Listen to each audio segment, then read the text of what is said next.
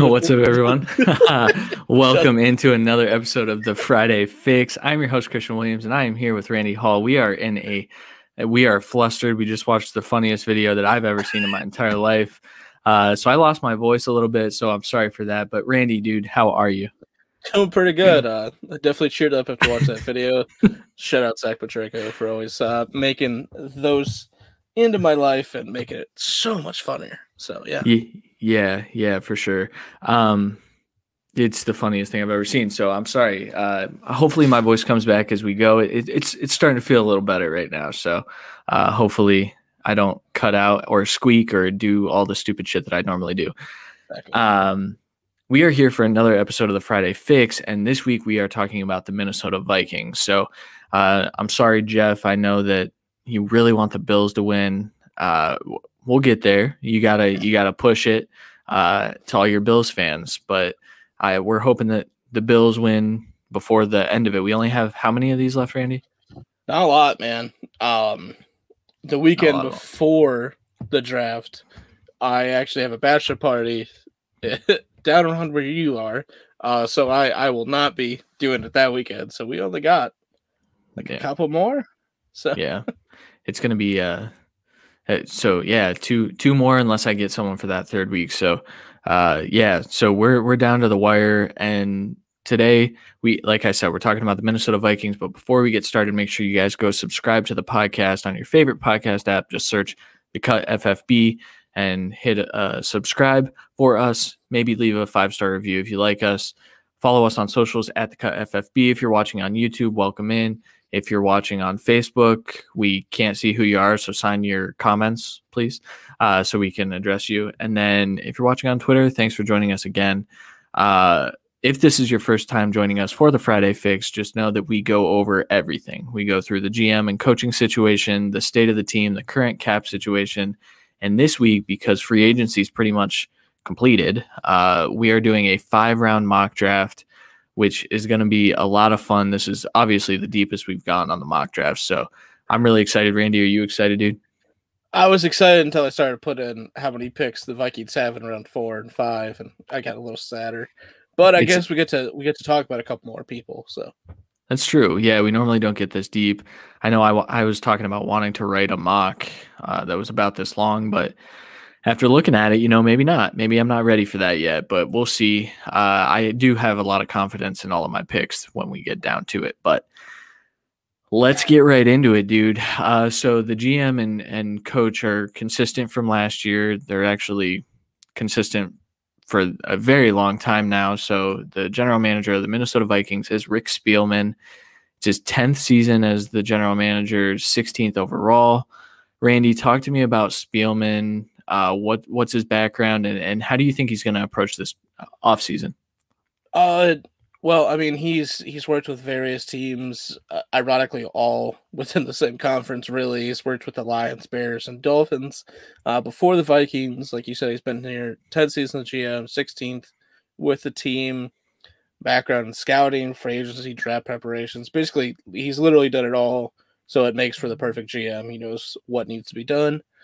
And I mean, since he's been with the Vikings, he drafted 16 All-Pros, signed I think like 6 more, traded for like another one or something like that. But so it's I mean, it's a lot of hits, but there's definitely some misses in there. Some people were giving him shit about the Ngakoue trade this year. I think depending on how the conditional pick goes, it's not the worst situation, but it is the reason they don't have a 2nd-round pick this year. Thanks to fan votes. But I think he's really done a good job. He pretty much started with drafting Adrian Peterson, so you can't really have a better start. That's true. Yeah, it's nice when you start by drafting a Hall of Famer pretty easily, too, probably first ballot. So Spielman, I think he's done a good job overall. I've been impressed throughout. Like you said, his tenure there has been very, very long, and that's not something that you always see in the NFL. You see a lot of turnover with unstable teams, but the Vikings are a very, very well-run organization, which leads into their coaching situation. Now, Mike Zimmer it's going to be his 8th season with the Vikings, correct? This Yeah. is with the Vikings. Yeah, that's crazy to me because I remember when he was hired, so that makes me feel old as fuck. However, he's been there for 8 years. He has 66 total wins, 2 division titles, 3 playoff appearances, uh, the Minneapolis Miracle, all that jazz. Mike Zimmer, I will say, so he's an old school head coach that didn't get a ton out of his defense last year. A lot of fans were calling for his job. What did you make of that, Randy? Do you think that if he struggles this year, he's going to be on the hot seat? I think if he struggles, he might be, just because he's kind of like an old school coach that, I mean, what is that, their best year? I think it's like 10-6 a couple times. They're pretty much around like the Cowboys. They stay around the 500 mark, unfortunately. So if they can, as long as they stay in the playoff hunt this year, I think he'll be fine. It's just there was a lot of things that just kind of went against him, especially with the defense, which usually was at least average to well above average always for him these 8 years. This last year was worse by a long shot than how it's ever been. But I think that's going to be the emphasis of this draft. Unfortunately, they did lose guys like Anthony Harris in free agency, so they do have a lot of big shoes to fill. We'll see what they do. Yeah, for sure. I do like what they've done so far this offseason, but we'll definitely get into that here in a second. So first, we're going to talk through the state of the team. Obviously, their offense was very, very efficient last year. They were 8th overall, 6th in run DVOA, and 11th in pass DVOA. They essentially rode on the coattails of Dalvin Cook, but then towards the end of the season, they let Kirk cook a little bit, and it turned out to be a very good thing. Justin Jefferson broke out. Adam Thielen, when he was out there, was very good as well, but their defense was fairly bad. 30th against the run, 14th against the pass. That's not a staple of Mike Zimmer's teams. Mike Zimmer's teams are normally, they're hanging their hat on defense, and their offense is fairly, it's efficient. It's always an efficient offense, and he definitely tends to lean on the run. He does like 12 personnel, but that was also a product of Kevin Stefanski being there. And then Gary Kubiak was there last year, but Gary Kubiak actually retired. And so they do have a new offensive coordinator. Now, Randy, do you know what the play calling is going to look like for the Vikings? Because I do not. I'm assuming it's going to be the same system. I don't see why they would change it up. It's working well for them. It exemplifies all the strengths of Dalvin Cook, which is all you really need. And it did allow Justin Jefferson to explode and Adam Thielen to still be good. So I don't understand why you change it. Yeah. Honestly, I think 14th at pass DVOA with who they had, and I mean, they had a good safety duo, but besides that, they couldn't figure out the edge rush. D-tackle was getting hurt every now and then. They couldn't figure out really the corners now and then. You know what I mean? So, like, at 14, I'm not angry at that. Like, that's above average. It's just the run DVOA of 30. You can't win with that. Like, no. And especially not in that division when you've got one team that can't run the ball or can't throw the ball in the Bears. Yeah. And so then they were just able to run David Montgomery into the dirt against them. And you can do that against the Vikings. It was a fairly easy game plan to run out there is you just hand the ball off and they can't stop you, especially if you have a good running back. But I think they've taken some steps to improve that already. So let's get into their current cap situation and talk through some of their free agent signings. So they definitely, despite their pass DVOA being the better of the two, they did invest heavily in their secondary. But first, let's talk through their cap room. Their top 51 number that they have left, right, is $7.3 million. Really what they have left is nothing, though, correct? Yeah. So basically, the top 51 number is the top 51 players on the roster, but you have to get to 53, which I think it's also 56 now. So you have to account all that. And when you're looking at the all number, they're at about $890,000 left. So you pretty much can't sign anything except a completely developmental practice squad player or two. So You might Yeah, as well it's just not do. It's just not worth it. yeah. They would have to either cut or restructure another guy, which they've already done a lot of. So it really makes sense that they just tried finish this retooling through the draft. Yeah. Yeah, and they did lose, as we alluded to earlier. They lost a few free agents. Kyle Rudolph signed with the Giants, Anthony Harris to the Eagles, Riley Reef to the Bengals. Those were the three main ones. Uh, I pronounce that name, Randy. It's your turn. I don't know Oh, how to say his name. Afidi Odenigbo? Odenigbo. Yeah, that sounds right. He also went to the Giants. He followed Kyle Rudolph, or Kyle Rudolph followed him, actually, I believe. And then they did lose Mike Boone, which is not as significant as you would think, but Mike Boone did get some run when Dalvin Cook is out. It also seems like Alexander Madison is out. So Mike Boone, Yes, somehow. yeah, it's a weird thing where Mike Boone actually got some play, but he is now with the Denver Broncos. So they did lose quite a few pieces. Now, minor pieces, Kyle Rudolph and Anthony Harris, like I said, probably the two main ones, but Rudolph really wasn't even their best tight end at a No. later point in the season. I mean, Irv Smith Jr. was definitely that guy for them. They probably felt Kyle Rudolph was expendable. They were able to retain a few guys, though. So Amir Abdullah re-signed for $990,000. So he's going to be probably RB3 or get cut if they decide to go a different route.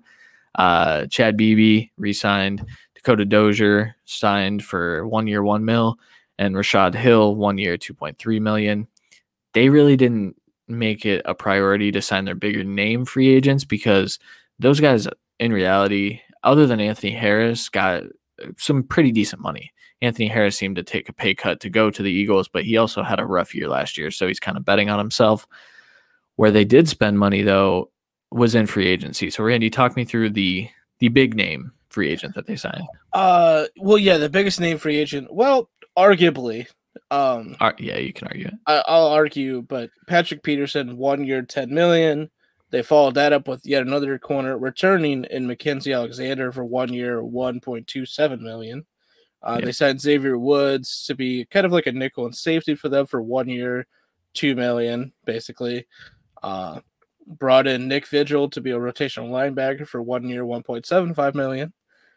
Brought in Stephen Weatherly for 1 year, $2.5 million, and the other big one, Dalvin Tomlinson, 2 years, $22 million, to be their new D tackle. While they probably get one for the future of this draft, the biggest thing when you look at this, they signed a lot of secondary guys, but they're all 1 year deals.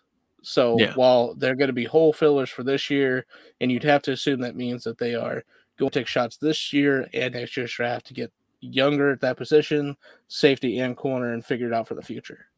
Yeah. Yeah, and it's also worth noting Dalvin Tomlinson was one of the better interior defensive linemen on the market this year, and probably the best. Probably the best. Yeah, I was going probably to the say best. he's probably a top 10 D tackle in the league, if not top 5 or something. You know what I mean? Like he's at that border. So I mean, he's their best signing in my opinion. But for what they truly needed, I guess Patrick Peterson is going to be it. Especially if they draft a couple quarters, hopefully he can help develop them. Yeah, it's interesting that they brought back Mackenzie Alexander after 1 year with the Bengals. Just kind of a perplexing move. He must have been a good locker room guy that they wanted to bring back, and maybe they needed that last year. But he also signed for like nothing, so I think true. it was just a good veteran to add to the room of basically nothing, which is what they had at corner. Yeah. Forgive me. Talk me through their trade, Randy. They traded a 6th-round pick for Mason Cole. That's what I thought. The way it's worded in here is kind of confusing. I thought they gave away Mason Cole. No, so Mason Cole is an interior offensive lineman. I believe he was a center, but can play both guard spots as well. Pretty much some depth. I don't know that he's going to start this year, depending on what they do with their first round pick, because they don't pick again until the 3rd. So it'd be tough sledding to get a starting caliber guy there, but he's going to go in there and probably compete for one of those starting roles on the interior offensive line. They're going to be a complete dogfight for their stars in the offensive line, in my opinion. It's weird with what they did, especially when you think about cutting Riley Reef as well for cap room. So they're really not Yeah. retaining a lot of linemen. It looks like right now Rashad Hill, who they re-signed, is going to be their starting left tackle. Dakota Dozier starting left guard. Bradbury at center. Ezra Cleveland at right guard and Brian O'Neill at right tackle. I mean, there's two guys that most people have ever heard of, and then a couple of guys they re-signed for cheap one-year deals. So they really need to, again, and that's why offensive line, one of their biggest needs is they need to retool that position. Yeah, for sure. They also released kicker Dan Bailey and then Shamar Stephen. And then we mentioned the restructure. So they restructured Britton Colquitt, Anthony Barr, and Adam Thielen. The fact that you have to restructure a punter's contract it's kind of funny. I like it. I mean, he's one of the better punters in the league, though. So it makes sense. For sure. So despite all this, they still have quite a few needs, some more pressing than others. We talked about the interior offensive line. Ezra Cleveland was a somewhat pleasant surprise last year. He did play once he moved into guard. Yes. Yeah. So and Vikings fans, when I tweeted out about Ezra Cleveland, they said that he played better when he moved into guard, which I don't really I kind of agree with that. But then they said, but he's playing out of position, so he's not great. I said, well, he's not great anyway. It's Ezra Cleveland. In my opinion, I think it's kind of like with what's it? Hunt for the Dolphins. Robert Hunt. Robert Hunt, thank you. Where he is a guard, really, but he ended up kind of flourishing at right tackle for one season, but they are probably drafting a tackle to move him back to guard. I think that's the same thing with Ezra, where they had two tackles they liked at the time, so they moved him to guard.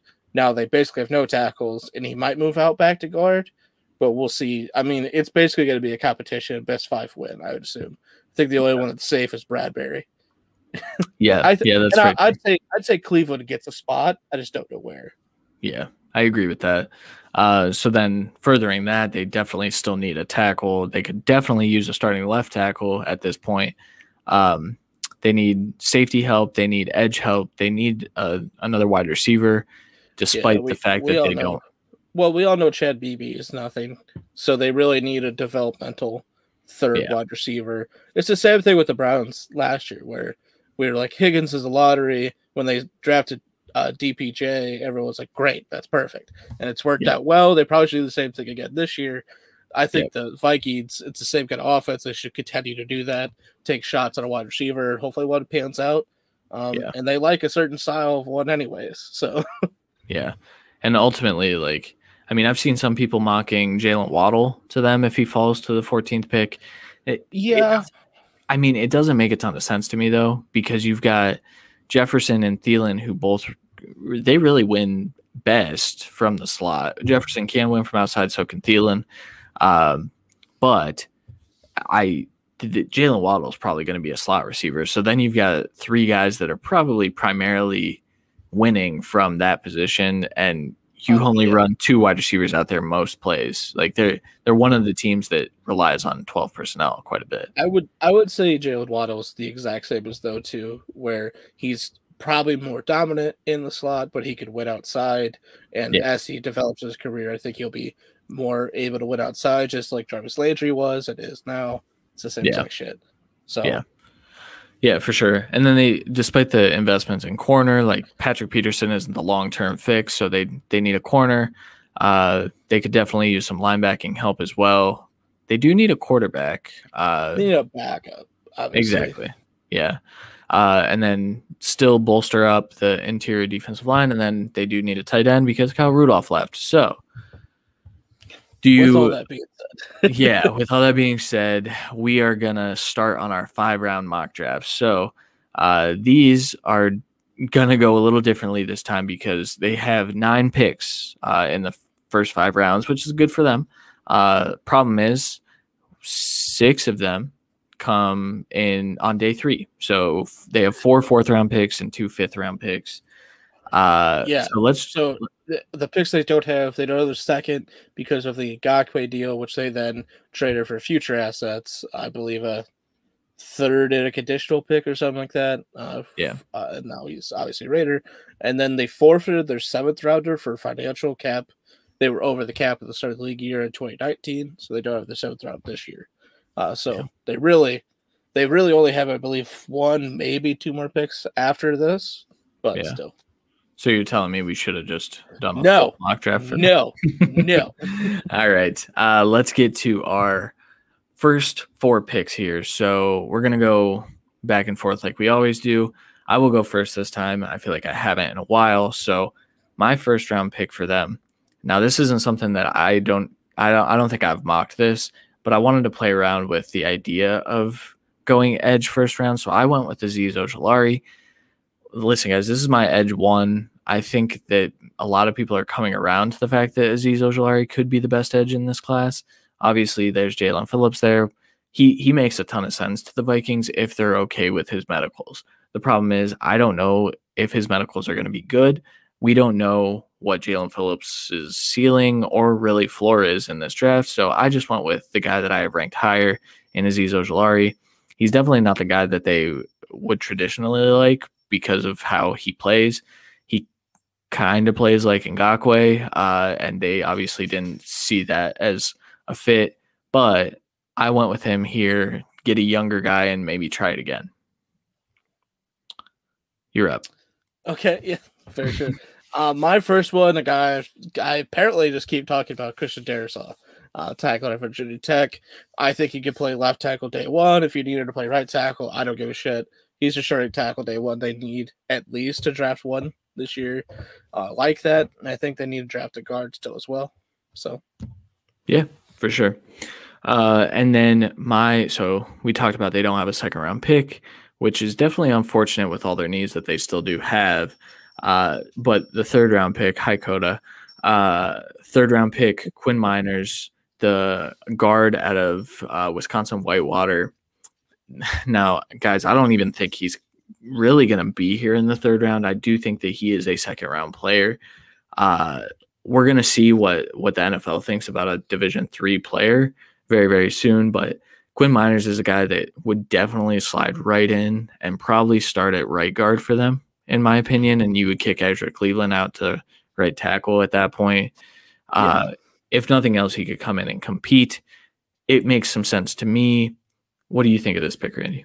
I mean, I love Miners. I do also have him as a second round player, but most mock draft sites right now have him going in this mid third round. So we got to go with it right now. I also think your other guy, Tyson Campbell, is probably a second round player as well. But that's not what he has cooled off mightily in the last month. So hopefully he's there for teams like this. I think he goes in the late second or mid second or something. But I also apparently think there's too many corners coming off the board in the first two rounds. So I digress. My first third is going to be Jordan Smith, the edge out of UAB that we talked about this week. Honestly, he's a big edge. That's what they like. That's what they love. I think Azeez is incredible. He's much better than Jordan Smith, but it's not what's been effective for them in the past. I'm going with he's a raw product, but they love that big edge, and they love having a blitzing outside linebacker instead of having just a speed edge because they clearly did work for them. They want their edges to be at fault of the run game, which unfortunately Azeez still needs to get better at that. Yeah, he does. And the way he wins, it's definitely an interesting conversation that we probably should have had a little more in depth on the Edge episode, but it ended up being an hour and a half episode, so we didn't really have time for it. And I think I've mentioned it before, but Daniel Jeremiah talked about how speed edge rushers are kind of going out of style with the way the NFL is right now with quick passing. I still think guys like Azeez can win. I still think guys like Jordan Smith can win. If anything, more speed off the edge is what's becoming the new age of the NFL. The reason passes are coming out so quick is because of speed edges. Does he think that slower edges make more sense? I don't. He thinks that generating pressure by bull rushing tackles is more effective at this point because you've got so many quarterbacks that can bail out of pockets now, and the speed edge rushers, even if they get there, they're not going to land. Actually, it actually makes more sense to keep speed of the outside Right. and also have bull rush D tackles Yeah. because the only way a quarterback's get the ball out in 2 seconds if he's doing a 3-step drop at best and getting it off. And if you have a D tackle pushing the center into his face, he's not doing that. And then the speed rusher's there. Yeah. So Yeah. disagree. It's But definitely also I agree, but I'm just saying I just think it's a weird way to say, well, I mean, because they're throwing so fast, and that's because of speed rushers. We should be slower rushers. So they hold the ball. That doesn't make any fucking sense. probably fair. Yeah. Go to your second, third. Yeah. Yeah. My second, third round pick is, like we mentioned, Tyson Campbell. So Tyson Campbell's a guy that I think teams are gonna be higher on. And again, this is just I did a ton of mock drafts to kind of see where these guys were landing. Tyson Campbell is kind of all over the place. But if he does fall to the third, this is a no-brainer because while he doesn't fit the exact scheme that I think the Vikings are going to want to play, he's also a guy that you can go toss on an island. And to learn from Patrick Peterson for a year, that's a good ass deal, in my opinion. I think Tyson Campbell could definitely use that. I don't know that he's ever going to, well, it'd be crazy to say that he will get to the level of Patrick Peterson, but He probably won't. yeah, like 99% sure that's not going to happen. But in the third round, this is a guy that if he's still there, they pretty much have to take him, in my opinion. Yeah, the Georgia corners are absolute technicians. I think both are going to be at worst corner threes for their teams early and will be corner twos for their entire life, with the possibility of being like a lower end corner one. But they will have jobs for sure. So getting him in the third, which he's been there in a bunch of mocks for me. My guy in the second part of the third here is Benjamin St. Juste, who I do think has a greater chance to be here than Tyson Campbell. But I and a couple other people are apparently higher on Campbell than the league right now. Benjamin St. Juste, big body, developmental outside corner. I think that pairs well with these 1-year contract veteran corners. I think we can figure out how to use him best. He's going to do great in press and cover 3, in my opinion, early on. And I think the Vikings are going to be able to work with that. Yeah. Yeah. I haven't finished my study of St. Juste. Yeah. But I'm excited to watch him. No, I know. I'm excited to watch him, especially I saw him tweet out his own pro day video and say how many guys can run. I think it was like a sub-7 3-cone. And I was like, I mean, probably, I mean, not at your size, probably, Benjamin, exactly. but whatever. All right. And then the first of the day 3 picks. I know Ohio State fans are not going to like how far this guy fell. I also don't think they're going to like the position that I have listed here for Shaun Wade, but this is what he is to me. I graded him as a safety and it works out better for him. So we're going to roll with it. There were reports that Shaun Wade hurt himself very early in the year and then played through it. That makes sense because he was not good and he was very good the year before. This is a guy that probably should have come out in last year's draft, but hindsight's always 2020. Shaun Wade can still be a good football player. He just has to be utilized properly. I think that's going to be at safety, and I think that the Vikings definitely could use a guy like him. I think he's a nickel corner slash safety slash chess piece for the right coordinator. I think he can flourish at both positions. And future-wise, I think he could possibly move back outside. But we saw him dominate in the slot at Ohio State. I think he starts there. And they could rotate him in at safety. Obviously, they have Xavier Woods, but they need to develop the next guy. So yeah, for sure. All right, my first day 3, Aaron Banks. This is close to his floor, in my opinion. But again, he was there a few times. Maybe the league's not as high on him as some of us are. I don't think he's got a great ceiling left, but that's because he made such a leap from last year to this year. He's a starting day 1 guard for me. Yeah. I mean, and that's plain simple. Obviously, he's a lower tier starting guard. I would take Miners over him, obviously. But, I mean, if he's here, I'm taking him all day. Because once you get past Aaron Banks, then we're talking like David Moore, who could be good at the next level. He's definitely a mauler, but we're talking developmental then. Like Aaron Banks is one of the last, probably the last offensive lineman. I would be like, you know what, start. You Yeah. know, I get it. And if he falls here to 119, which is possible, it's a home run pick. Yeah. This way, they get a starting tackle on whatever side they want, starting guard whatever side they want, and they have depth everywhere now. Yeah. I love that pick, man. I was just listening to the Locked On NFL Draft Fan Friday podcast about 3 to 4 hours ago. And I believe it might have been Trevor, that picked Aaron Banks as one of my guys of this draft. They had some stipulations. It was a pretty fun episode. You guys should all go check it out. But I'm pretty sure he said that he's got him in his top 5 interior offensive linemen, which makes sense. If that's how the NFL feels, though, he obviously wouldn't be here at this pick, but I don't think the NFL feels that way based on the fact that his 2019 film was just bad, man. But so was Zach Wilson's, and he's the consensus number 2 overall pick. So recency bias goes a little crazy in the NFL. But yeah, so that'll round out that first graphic of fun picks. But there are still 5 more. Because the Vikings are. There's more. Now, I will say, if I were GM for real, and I wanted to spend a ton of time figuring out a good trade, I would probably trade a couple of these 4th rounders and get back up into the 2nd.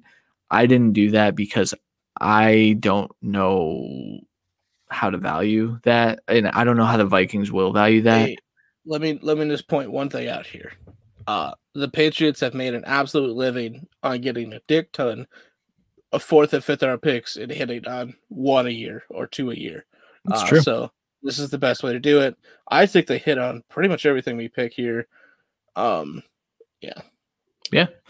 All right. I will give my 2nd 4th round pick, which is crazy because it's on the next graphic, like I said. But Seth Williams, the wide receiver out of Auburn, this is a guy that probably goes day 2 just based on the fact that he's one of those guys that he wasn't great in college. He played with a pretty bad quarterback.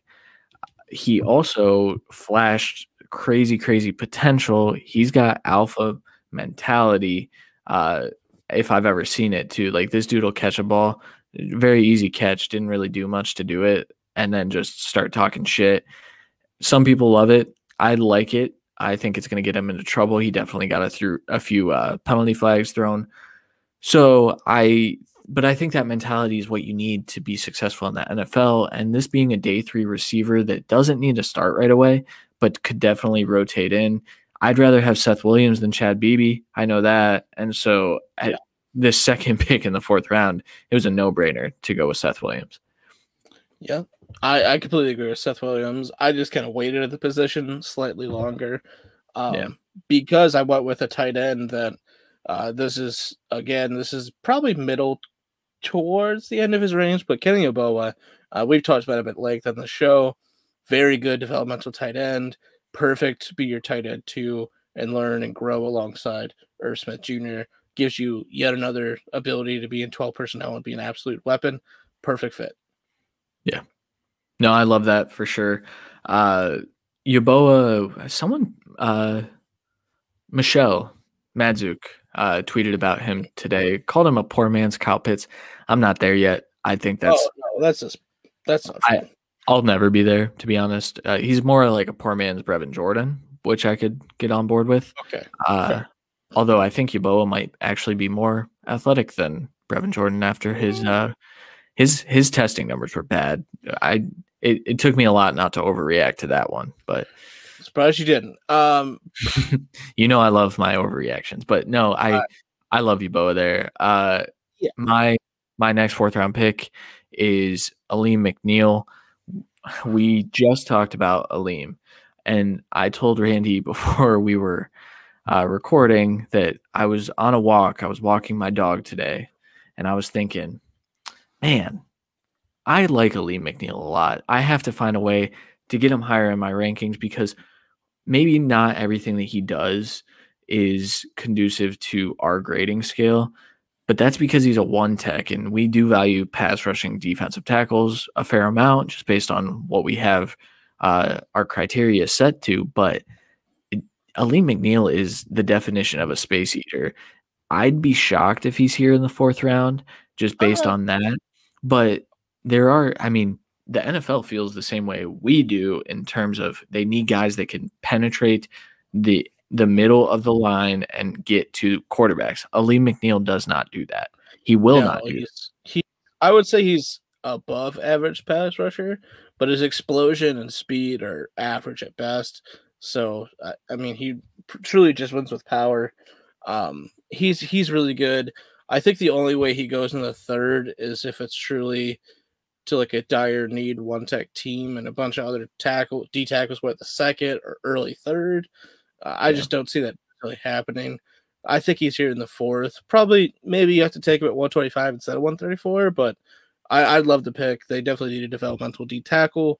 He's amazing. But speaking of developmental, I went with Shi Smith. My God, this dude is getting so much hype on Twitter. Developmental slot guy with a lot of outside capabilities. And that's clearly the build of wide receiver that they love here in Minnesota. He's, I believe, 5'10", like 180 or something like that. So, I mean, he's not huge, but he's not smaller by any means. Really reliable hands, and he just had no good QBs in college. So he really couldn't develop more. I think if he's at a different program, maybe he's talked about in day two. But I think you maybe could have waited till the next pick for him, but you got to get the wide receiver you like. So just went with it. Yeah. Yeah, I don't hate that at all. I know you did mention, I mean, he's starting to get a lot of Twitter hype. I have not finished my evaluation of Shi Smith, which I'm embarrassed to say, just because I had him like highlighted to get to next about 2 months ago, and I just never did it. But this is a guy that he reminds me of a little bit of Cooper Kupp, except he's better in. I think he's better at going up and winning at the point of attack. Granted, I don't think he's as dynamic as Cooper Kupp, but it is kind of something that I saw in the 1 to 2 games that I watched. I haven't watched a ton of Shi Smith, so take everything I say with a grain of salt and tell me I'm a fucking idiot. Everyone else does. Well, I do that daily, but not because of this. Exactly. All right, your final fourth round pick. Yeah, It's a thank guy God that I absolutely love. A guy that's been talked about kind of heavily as we've gotten to talking running backs on this podcast with guests. Yeah. Chuba Hubbard. Yeah. Yeah, dude. Chuba Hubbard is I think he went from early day 2 pick last year to definitely a day 3 pick. But I think a team is going to look at his 40-yard dash time and say, that's not how he plays. He has track speed, and he was injured all of 2020. And so you have to take anything that's happened in the last year or so with a grain of salt. Chuba Hubbard did not get slower, guys. Like he's still got track speed. He's still got that long speed. He offers more, I think, than Alexander Madison. And so you draft Chuba Hubbard. You have a running back room so Alexander Madison is almost identical to Dalvin Cook. Exactly. He's the same play style where Chuba is an absolute change of pace back that will become a 30-down role. They're losing Mike Boone. I don't think Amir Abdullah is anything. He'll probably get cut, honestly. Chuba Hubbard is smart, or a guy like Kylan Hill, or any name you want to throw at running back for the Vikings later, I think makes perfect sense. You need a little bit of change of pace. You need the next Madison, because eventually you're going to be priced out of Madison, and or Cook has some problem, or you're priced out of Cook. So you have to figure out the next back. You need to get another guy in here. There's always going to be injuries, and clearly there's always injuries for this Vikings team. So they need at least 3 starting backs. If Chuba's here, my God. I think he's probably a late day 2, I'll say. Like, he's definitely not early third, but I could see a team take a shot at him like mid third.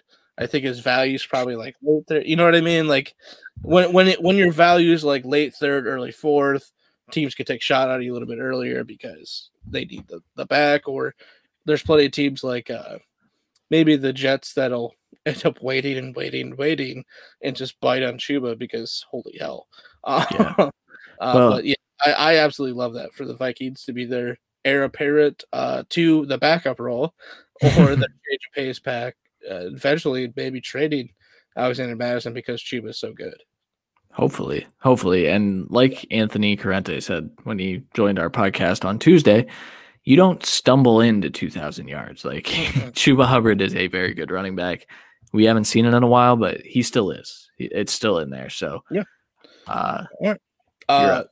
My last fourth round pick, James Wiggins, a safety out of Cincinnati. Um, he's definitely developmental, but he has good size. I believe he's like 6'1" or 2, 6 foot, maybe at the worst, like 190, 200. He's a good, strong build for a safety. He's developmental in the split zone safety kind of role, so he can kind of play whatever role you want for him as a safety, but he's going to be covering like a side of the field more than likely, especially early. I think he's going to be a rotational hole filler the first year, maybe the first 2 years, next to Smith and whoever. I already forgot. Xavier Woods. But they need to get another safety in the building to continue to grow that position because, again, Xavier Woods a 1-year deal. So, Yeah. No, that makes sense. I mean, it's kind of similar to my Sean Wade pick. I just bit a little bit earlier on the position. yeah, no, we talked about this off air. Actually, they need a development. Well, they need an edge. They need tackle. They need guard. They need developmental corner / starting corner. They need developmental safety / starting safety. And like, you just can't where these picks are lining up, especially without a second. You just can't pick them all perfectly. Like you're going to have to take shot at least one of these positions later because of how it's all laid out. Yeah, for sure. All right, my first 5th-round pick is Stone Forsyth.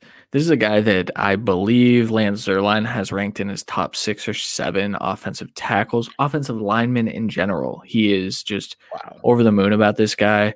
So if that's the case, and Lance tends to get his offensive line rankings really correct, I have not in-depth studied Stone. So I mean, I've seen some clips. I watched a game. I think he's got some issues to clean up, but I guess if the NFL views him this way, he's definitely not going to be here in the 5th round. However, if he is, which I have his, I definitely don't have his position right on this graphic. So he's the offensive tackle out of Florida. And so he's going to step in, and he's a developmental guy, in my opinion, and you might be able to get starting caliber right tackle out of him by the end of his first year, depending on how you feel about Ezra, depending on how you feel about all the other guys that we have competing there. Stone is a guy that, I mean, he's a big dude, and hopefully he can develop into something. And if you get a starting tackle out of your 5th-round pick, it's fucking amazing. That's what you want. That's very true. I will say a guy that's in all these box drafts that is going around this kind of area that I've heard rumblings is going to the 3rd instead is Walker Little. Teams are back on his hype train. They believe he's fully healthy. And if that's true, and he was truly healthy, which was really only for 1 year, he was looked at as a 1st-round talent. Top so 5. I think, so I think he's going to the 3rd, in my opinion. And that's why I kept not taking him. That's what I try and do when we do these, especially when we're doing these later rounds now. You have to really be like, okay, they have to be at least in the realm of possibility. His ranking still in a lot of sites is very, very low.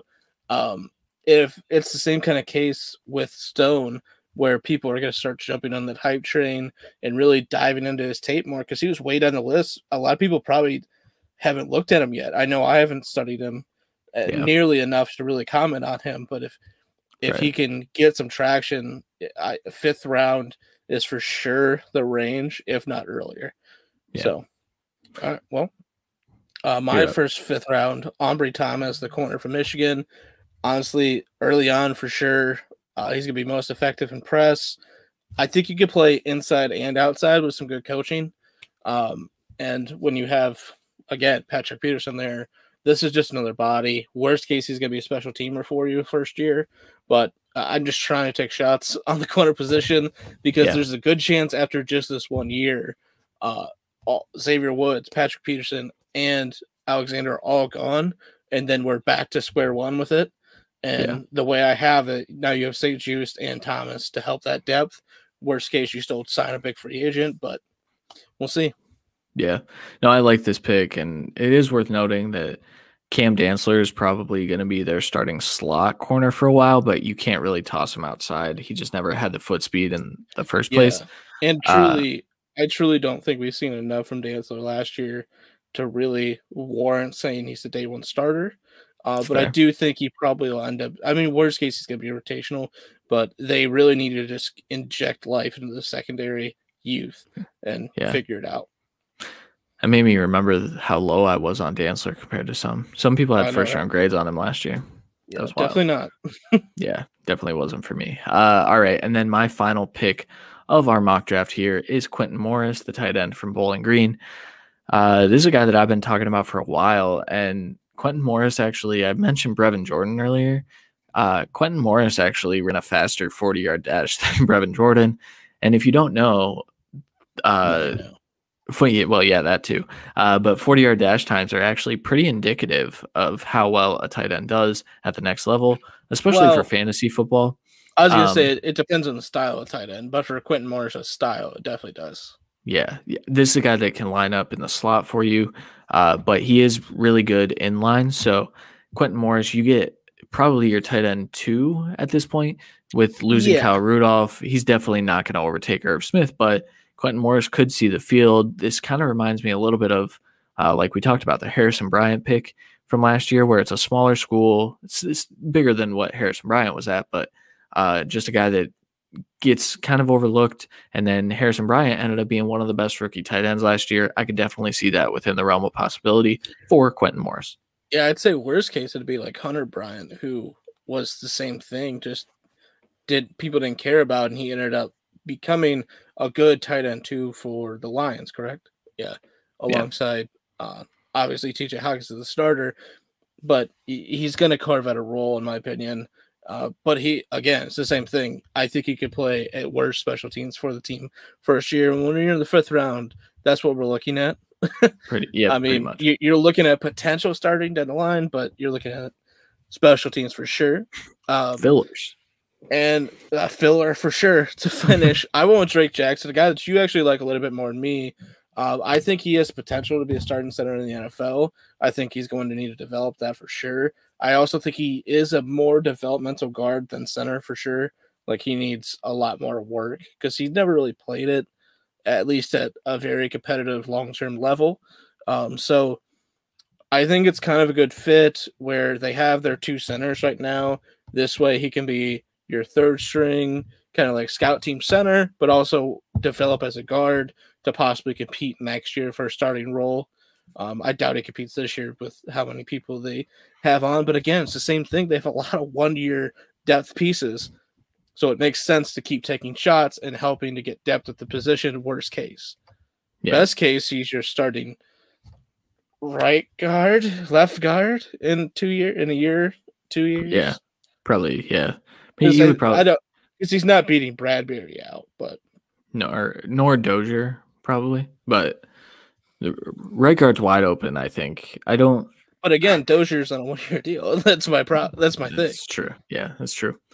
So yeah, that'll do it for our 9-pick 5-round mock drafts, which took up the majority of the time this time. So Yeah. that's what these are going to look like moving forward because free agency is kind of winding down.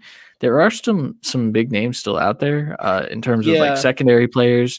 I I mean, think we could see some movement here soon, but I think maybe the next 2 weeks, if the teams have some cap left, we can talk about certain people that would work on the team. But again, didn't make sense, even though they have 7 million in top 51.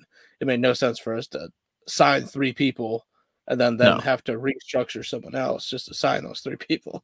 yeah, So especially when like I said, the first wave of free agency is over. It's run its course, and you might not see any major signings until after the draft, which is right around the corner. The draft is this month. Uh, oh my god, so much. I am very excited. So it is official. We are going to be doing a live stream. I do want to mention, however, if you do tune into ours, I will be jumping back and forth. I agreed to go on a couple different live streams. So we're hopefully going to have a full house. We've been talking about Adam coming on with us. Maybe we can convince Sean to come on with us. And then Brandon, I assume, will be always down to come on. We tried this last year. We ended up doing it for day 2, but it failed on us day 1. We will be there Thursday night of the NFL draft. So we are excited for that. We haven't really announced that. So I did want to mention that. Should probably talk about it on the episode on Tuesday as well, Randy. Good call. Yeah, for sure. But yeah, let us know what you guys thought of our Vikings Friday fix. There's not a ton to fix, guys. I mean, the Vikings are a good team. They're a good football team that just has a couple. They have a couple holes.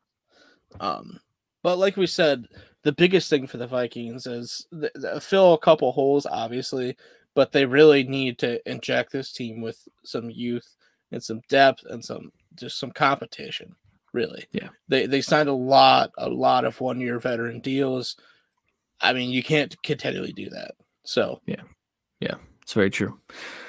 All right, before we go, Randy, did you watch Falcon and the Winter Soldier? You damn right I did. All right, then we'll get that shit popping. All right, spoilers.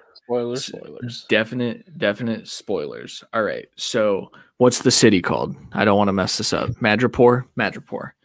A fucking awesome look to the city when they first arrive at night. One of the coolest scenes I mean, obviously WandaVision had its moments, but when they arrived at Madripoor and then they actually, it was like watching a Netflix show. Like, it wasn't like watching television. It was like watching an in-depth something that you can tell how much money actually went into this show. It had a cyberpunk feel. Cyberpunk 2077, like the original advertisement, trailer for it had that feel to it. Obviously it's kind of the real first coming back to life of Bucky as the Winter Soldier. I say it's not brainwashed or anything, but it's his really first actual fight scene where he showed what he is. He didn't. Now, dude, so here's what I want to say about that, though. I think we're getting closer and closer to him snapping. So we saw in the first episode, he's going through therapy. He's not currently going through therapy, and he's breaking the number 2 rule, which Bucky explicitly says should be the number 1 rule of don't hurt anybody. But he's been hurting people the whole time, so. Very true. So I hope that they don't go to that where he flips and he's the Winter Soldier again. It doesn't seem like it. I thought it was a great part of the episode. We talked about here last week of how possibly damning it was to go visit Zemo. Yeah. Zemo. Because of the codes. And he tried to do it to him and he showed no effect to it at all. Obviously he didn't complete it. I want to say that, but it's true. Normally he started to freak out and his mind started to race. Clearly he's better. Yeah, I'm glad that happened. But it was a fucking intense episode. A lot of fights. Dude, freaking Sharon, she went nuts. It was awesome. Freaking absurd. Some of the best fight scenes that we've seen in Marvel in a while. Although, I mean, in her defense, her memory goes, she loves and makes out with Captain America, and then she then grows up with him as basically her dad or uncle, right? Uncle which has to be the weirdest memory switch of possible. She literally kisses him, makes out, and then randomly is you know what? That was my uncle. You know, it's weird. It's weird. So no wonder she's a little fucked up. The other thing I wanted to mention before we bounce, Zemo definitely took one of those vials and is now a super soldier, right? That's what we think. That's what I think. I'm not sure on that. So he shot him and then he went and they kept going back to the vials, and I'm thinking like, did I miss one go missing or something? But then when he was on standing on the thing, and then he blew up the shit. I'm trying to not be super descriptive, even though we have spoiler warnings up here. But then you see him like fighting those guys, and Zemo's never been like a good fighter. Like Yeah, he's just he was just like fairly okay. he was like whatever his country's Navy SEAL equivalent was. Whatever. But I still So think so I think he's a super soldier. I'm saying there's a chance with like how much power he showed possibly, but Yeah. they also said that like next in the episode that when they did it, they thought they were gonna die. They wished for death because it was like burning their veins and burning everything as they took it. So Yeah. I doubt that doctor Yeah. scientist had perfected it when he To wear already it. thought he perfected it. You That know, makes like I sense. doubt that was his recreation of it was what she stole. So like, It's you know what fair. I mean? It's I don't fair. think he took it. Maybe he took one and he hasn't, but I'm not sure he actually got a chance to recreate it yet. That's So true. That's true. I'm interested to see where that goes. I definitely which is thought why he's dead because Zemo is not letting him recreate it. That's one of his like codes. He doesn't want super soldiers ever. it's very true. But that's why I thought it would be interesting if he did become a super soldier. Like all this time, he just wanted to be the only super soldier or something. He still could though. I mean, I doubt. I think it's pretty clear that whatever her name is, I can't remember at this time, hasn't used all of them. I think there's like 8 super soldiers, and apparently there was 20 vials, so like 20 shots of it. So there's still 12 shots. Now here's what's interesting too. So they said that she was trying to give it to someone who had like TB, tuberculosis, I believe, or The person that died the person in that this died. episode. So it seems like what she's doing is saving people, which is a really, really cool spin on like But this that's supposedly like terrorist group. but that's what the terrorist group is. They're trying to Yeah, I like know. give out. I've I mean, it's like a Robin Hood dynamic, it but is. they've made themselves super soldiers, which is bad because And super then soldiers. I mean, they're robbing banks. I mean, like, sure, they're giving the money back to people, but they're also using the money. yeah, she also And blew people up. I was gonna say she's clearly taking a dark turn as Yeah. well. Yeah. I'm super pumped for the rest of the episodes. I'm also watching the Mighty Ducks show on Disney Plus. I might. I, I will say I like the movies as a kid, but like I was never like all about, you know what I mean? But I like them. I've also always been like hot and cold with hockey. Like I've never like fully dived in like Same. Sean has or anything. I think a lot of Yeah. that has to do with visibility. I think they are now a lot of hockey is good to be on USA on Wednesday nights, which That's is good. great. I mean, good for That's good hockey. stuff. They need I mean, they're on NBC, but they're never on NBC. They're on like NBC Sports, and It's it's very always true. so hard to find. And always weird times too, I feel like. But Yeah, yeah. So we'll see. I and that's maybe that'll help me get back into hockey, but we'll well, see. I'll tell you what, the Mighty Ducks show, very, very poorly written. Okay, I figured. Definitely the corniest thing I've watched in a long time, but still enjoyable. I I mean, I figured at worst it was gonna be corny because that's what the movies were corny. But I extra. also thought it would be rushed, which I don't know if it necessarily was, but I It like no, I think like WandaVision was slightly rushed slashed time condensed because yeah, of COVID. I'm not sure what Mighty Ducks did. Obviously, Falcon and Winter Soldier got all the time they needed, but it's only gonna be 6 episodes, so we'll I see. know. We're already We're halfway halfway done. through. We're halfway That's done, insane. and we barely know anything, and that sucks. But we'll Yeah, see. we're gonna know something soon. But So what? So what's the um? What's like the leader of who's like the king of whatever the fuck the place is? the power something or other. That guy, Yeah. So I assume we're gonna figure out who that is next episode. Power Tower. No, it can't It's be Power not Tower. that. Fond and horrific memories of that, buddy.